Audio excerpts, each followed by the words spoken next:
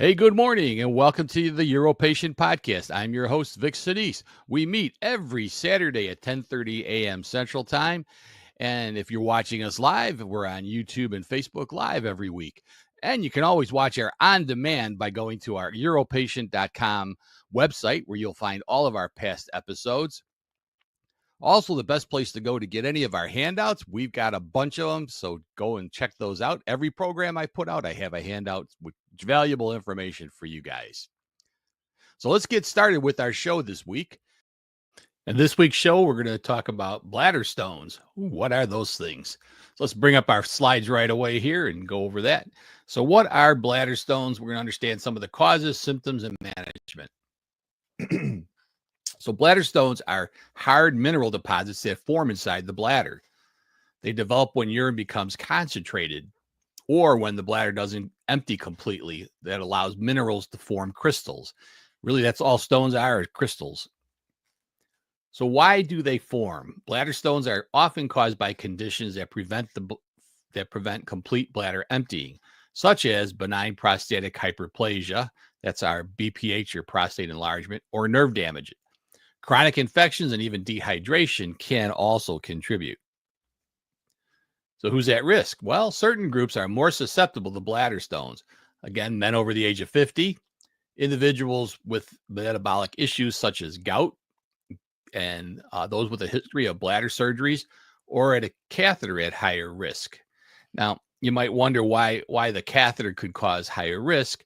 And it's because anything that can serve as something for the stone to form on will trigger more stones. So if you're wearing a catheter long term, that's one of the big issues, is that a crystal can form on it and turn into a bladder stone.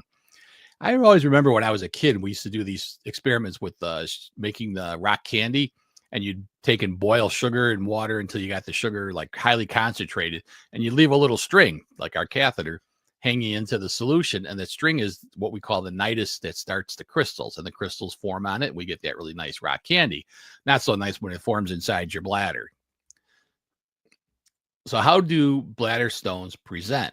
What are the symptoms? So symptoms can vary quite a bit, but most patients are going to complain of pain in their lower abdomen. Makes sense. Difficulty urinating, although they may have already had that, because if you're a man and you have a big prostate, it could be causing that. And even blood in the urine. Sometimes that blood is something you can see with your eyes. Sometimes it's what we call microscopic. They'll pick it up in the urine test. Recurrent urinary tract infections may also signal the presence of stones. So how do we diagnose these? So again, we said that urinalysis is a good way to detect blood. Sometimes you also see these crystals in there. And then the number one thing is imaging studies such as x-rays or ultrasounds or CAT scans. They work really good.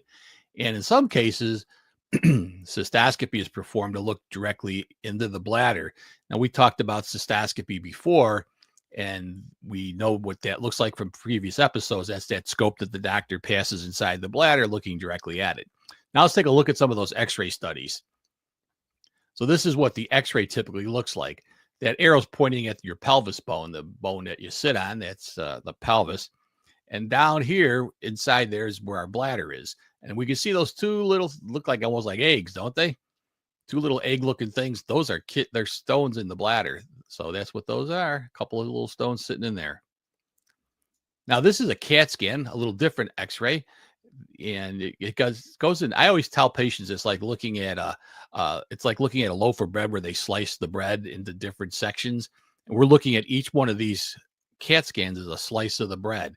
And so here's the slice.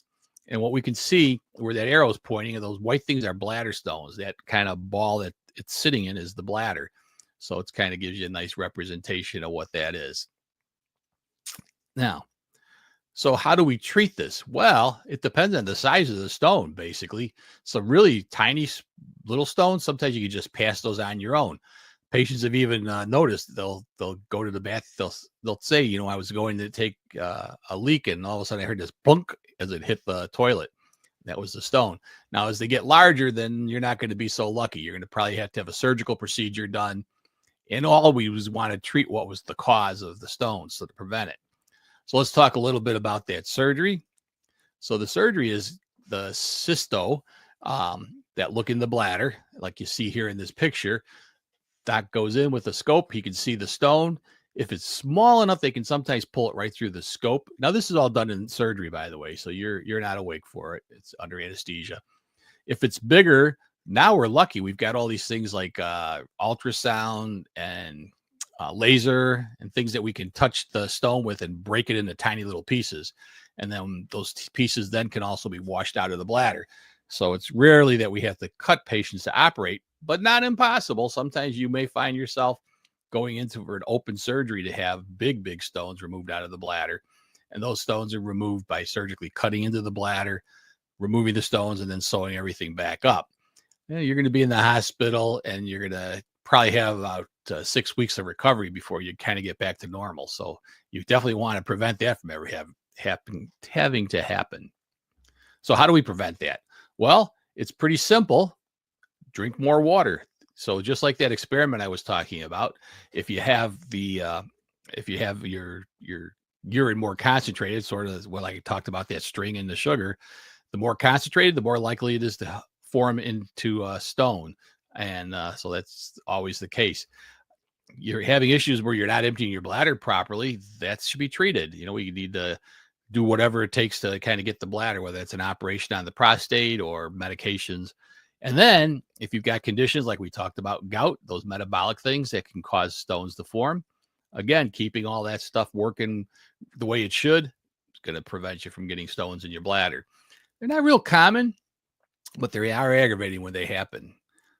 So what happens if you don't treat them? If they're just left alone? I mean, a lot of guys say, hey, I'll just take my chances, right? You're going to be, if left untreated, they can always lead to chronic infections. Actually, infections can set up camp inside those stones. So you don't want that. It can damage your bladder rolling around in there, and even cause some issues to the kidney. So you want to be careful and get that treated early. So there are key takeaways to summarize is bladder stones are preventable and treatable condition that arise from a variety of causes, like we talked about. Identifying and managing the underlying issue is key to effective treatment. So there you have it. I hope that was interesting. Again, it's treatable. You want to make sure you stay on top of it. Don't see a lot of bladder stones, but we do see them. So when they're there, we always treat them. Again, depending on how big it is and how much treatment it needs is going to be how much you're going to be laid up from it. So hope you enjoyed this episode, and we'll see everybody next week on UroPatient.